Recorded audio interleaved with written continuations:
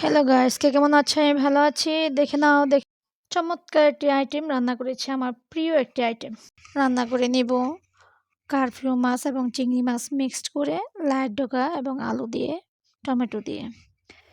সাথে করে নিব শুটকি। এটা কি শুটকি জানো? সুরমা শুটকি। কক্সবাজার থেকে এনেছিলাম। মাঝে মাঝে খাওয়া হয়, প্রতিদিন সুযোগ থাকে না রান্না করা। এই যে মাছটাকে হলুদে লবণ দিয়ে মাখিয়ে নিলাম। আলুটাকে ভেজে নিচ্ছি একটু লবণ দিয়ে। আমরা আলুটা ভেজে এবং সব তরকারি ভেজেই খাই। কষানো তরকারিটা আমাদের তেমন পছন্দ হয় না। বন্ধুরা আমার এই যে শুটকি আলুটাও ভেজে নিচ্ছি। আমি শুটকিটা করব নতুন আলু এবং টমেটো দিয়ে। মাঝখানে আমি পেঁয়াজ কুচি দিয়ে দিচ্ছি, রসুন সহ। আমি পেঁয়াজটা একটু বেশি করে দিব, রসুন সহ দিয়ে ভেজে নিব। তারপর আমি টমেটো দিয়ে মশলা দিয়ে কষিয়ে নিব। তারপর আমি শুটকিটা দিব। তার ফাঁকে আমি মাছ ভেজে নিলাম। মাছগুলিকে ভালো করে ভেজে নামিয়ে নিব। এবার আমি বাগার দিয়ে দেবো পাঁচফোড়ন, তেজপাতা, সাথে ২টা রসুনের কোয়া এবং পেঁয়াজ, কাঁচামরিচ দিয়ে। কষানো হয়ে গেলে পরে আমি মশলা দিয়ে কষিয়ে নিব। মশলার মধ্যে আমি আজকে জিরা দিব না, সামান্য একটু জিরা গুঁড়া দিব, বেশি দিব না। হলুদ মরিচ মাখিয়ে আমি কষিয়ে নিব। কষানো হওয়ার পর আমি ঢেকে ঢেকে লাইট ডোগাটা দিয়ে ভাপিয়ে নিব, যেন কষানো এবং ভাপ হয়ে যায়, ভাজা হয়ে যায়। এভাবে করে নিলে পরে সফট হয়, ডোগাটা খেতে অনেক মজা হয়। এই যে এবার দিয়ে দিব আমি ডোগাটা। চিংড়ি মাছটা আমি মশলা কষানোর সাথেই দিয়ে দিয়েছি, আলাদা করে ভাজি নাই। ডোগাটা ঢেকে ঢেকে এভাবে কষিয়ে নিব। তারপর ঝোল দিয়ে জাল করে নিব। এই যে দেখো, ভালো করে কষিয়ে নিচ্ছি, কি সুন্দর হয়েছে। এবার লবণটা দিয়ে দিলাম স্বাদ মতো।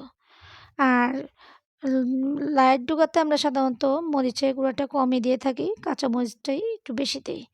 এবং লাইট ডোগার তরকারিটা ঝালটা কম হলেই ভালো। এবার আলুটা দিয়ে দিলাম, আলুটা দিয়ে কষিয়ে নিচ্ছি। কেমন লাগছে বলো তো? বন্ধুরা, আমার একটা ইউটিউব চ্যানেল আছে, তোমরা ইউটিউব চ্যানেলটাতে সাবস্ক্রাইব করে দিও। আর আজকের যদি এই রেসিপিটা তোমাদের পছন্দ হয়ে থাকে, অবশ্যই অবশ্যই তোমরা কমেন্ট করবে, শেয়ার করবে এবং লাইক দিবে। আমি অবশ্য বিভিন্ন চ্যানেল থেকে জানতে পারি যে চ্যানেলে নাকি তোমার ভিউজ আসে, ফলো আসে।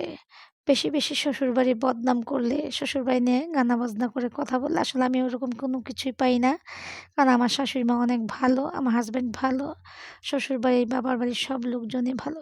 আমি ভালোটা বলতে পারবো, কিন্তু খারাপটা বলতে পারবো না। কীভাবে বলবো? খারাপ তো আমি দেখতেই পাচ্ছি না। তো বন্ধুরা, আমি এবার শুটকির জন্য মশলাটা একসাথে করে নিলাম। হলুদ, মরিচ, একটু ধনিয়া জিরা গুঁড়া দিয়ে, এই যে মাঝখানে একটু তেল দিয়েছি। এবার মশলা দিয়ে কষিয়ে নিব। আর শুটকি তরকারি তুমি যদি একটু অল্প আঁচে কষিয়ে নাও, তাহলে দেখবে তরকারিটা খেতে অনেক মজা হয়, সফট হয়, শুটকিটা অনেক নরম হয়ে আসে। কি সুন্দর হয়েছে, দেখতে পেয়েছো তরকারিটা? আজকের রেসিপিগুলো তোমাদের কেমন লেগেছে জানাবে। ভালো লেগে থাকলে অবশ্যই কমেন্ট করবে। এই যে দেখো, এবার ধনিয়া পাতা দিয়ে নামিয়ে নেব। এবার শুটকিটা তো আমি ধনিয়া পাতা দিয়ে দিচ্ছি। ধনিয়া পাতাটা একটু হয়ে আসলে পরে আমি নামিয়ে নেব। কি চমৎকার হয়েছে দেখো তরকারির কালারগুলি।